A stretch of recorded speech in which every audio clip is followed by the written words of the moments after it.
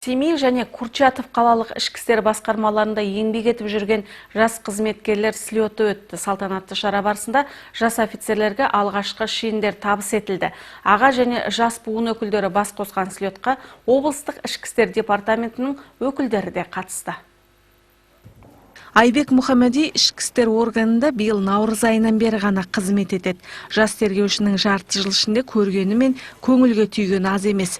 Ол қылмыстық істерді ашуда уақыт талғамайтын мамандықты таңдағанына өкінбейтіндігін айтады. Это была моя детская мечта.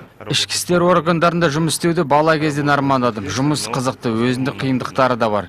Қызмет барысында қылмыстық кодексті, қылмыстық процессуалдық кодексті негізге ала отырып қылмыстық істерді қараймыз.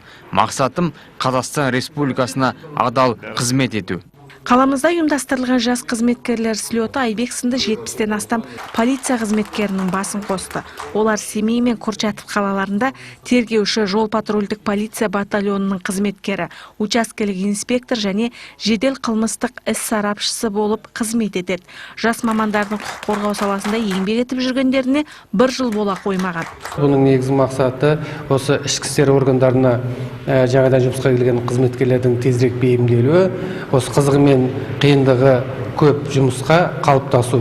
Бұларға наставник дейміз, өздеріне ақылшы, бұрыннан істеп келе жатқан және осы абыроймен істеп жүрген мамандарды осы кісілерге тәлімгер қылып бекітіп, бұлардың тезірек қалыптасып, тезірек бейімделіп жұмыс істеуіне мүмкіндік жасау. Дәстүрлі шарада қызметке алғаш кіріскен полиция қызметкерлеріне офицерлік шендер табыс етілді.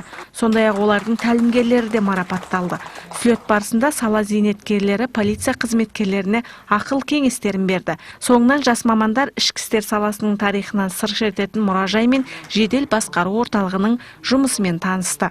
Арыскүл Мадвасова, Қайрат Қожахметов, Семей телеарнасы.